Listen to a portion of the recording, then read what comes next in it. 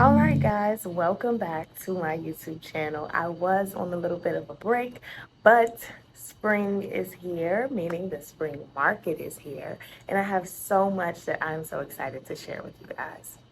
I'm starting off strong. With this video, we're going to be talking about 5 things that you should avoid doing if you want to sell your home for top dollar, okay?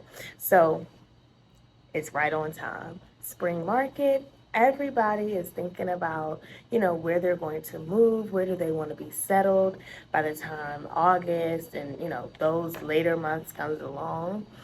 And now's the time that a lot of homeowners are considering selling. In fact, Realtor.com just found that in 2023, the best time to sell based off the data is April 19th through the 22nd. Okay, so that varies per marketplace. However, the overarching idea is get your home on the market in April, right before May, because that April is a sweet spot where you have more opportunity, meaning more qualified buyers looking, and less competition. Okay, everybody's probably going to put their home on the market in May, June, maybe even July if they're a latecomer. Okay, and that's more competition for you. That's more eyes away from your property. So that's why April is that sweet spot. Now on to the mistakes that you want to make sure that you avoid in the home selling process, okay? Most people want to sell their property for the most that they could get out of it, okay? No one wants to sell a property just to sell it, unless there are extenuating circumstances. So if getting the most out of this sale is important to you, stop stressing over the wrong things, okay? By the time it is time for you to put your home on the market, you may have paint or other things that you see and look around that you want to change. Don't focus on all of those things at once. This is not the time to add a bejeweled accent wall because you've seen it on HGTV or anything like that. Because the new buyer, in most cases, is going to come in and want to change those things on their own for themselves. Okay, they might hate bejewels, they might hate leopard print, they might hate the color yellow.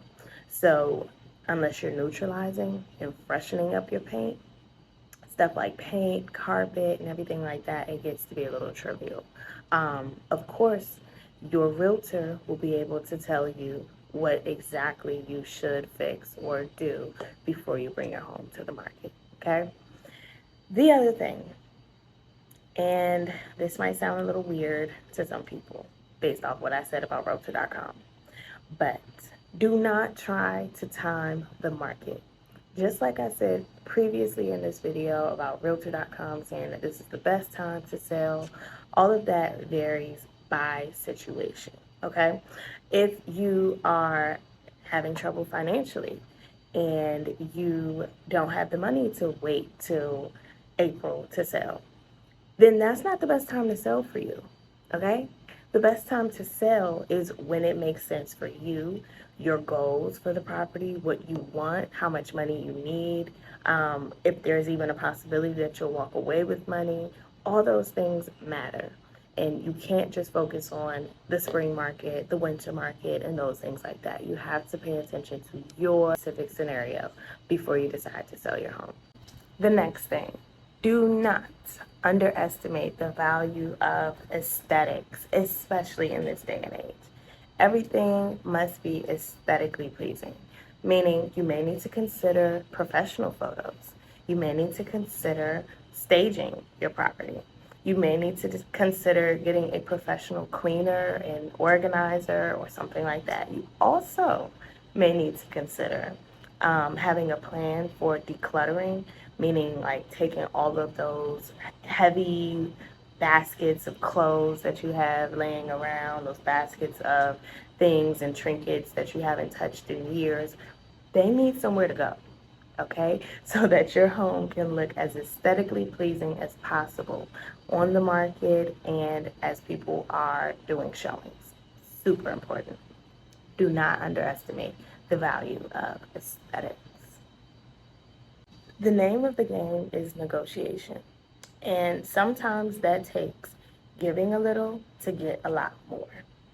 A seller that wants to sell their home for top dollar must understand that you might have to give a little, meaning you might need to repair some things that the buyer that's paying top dollar wants you to repair. Or you may need to bring a professional out, and that might even cost you money. Just a contractor to say and write off, hey, this is okay. This is not a hazard. That may seem like a small or large inconvenience to some people, but for the buyer that's paying you top dollar for your property, you have to give a little to get a lot. And pride has no place here. Pride says, oh, that's the buyer's job. No. The seller that wants to sell their home for top dollar says, this is a buyer, qualified buyer that's working with me. I'm under contract with them, and I need to do whatever it takes to get this sold and get that money in my hand, okay? Now, would you take a look at this? Apparently, this is a net sheet for Tony Romo when he sold one of his properties in Texas in 2021. As you can see, his net proceeds, it says $220,734, right? And the buyer required repairs totaled out to be about $1,200. This is exactly what I'm talking about. A seller that is driven by pride would make us think about the $1,200 repairs that they had to do for the buyer. A lot of sellers feel like, no, I don't want to make any repairs. I'm selling it completely as is. Yeah. Okay.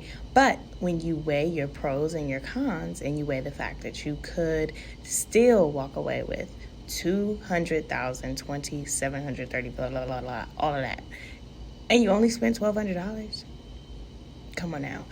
I will add that this doesn't always just apply to repairs. You may need to actually pay down some debts and make sure that you avoid liens so that the property can actually be sold.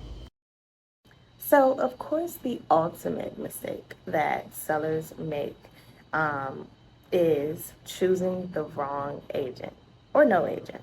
I don't know which one is worse. Probably choosing no agent, but choosing the wrong agent can really hurt you. You have to make sure that you are, again, looking at your specific needs, understanding what your strengths, what your weaknesses are, what your property's weaknesses are, and actually having an agent that can support that and still position your property in the best way possible. Agents have the job of promoting your listing. They have the job of making it accessible to people. They have to coordinate showings. They have to coordinate contractors. They have to make sure that they are aware of all the documents and everything that you need. Your agent has a huge responsibility, and you cannot choose that willy-nilly.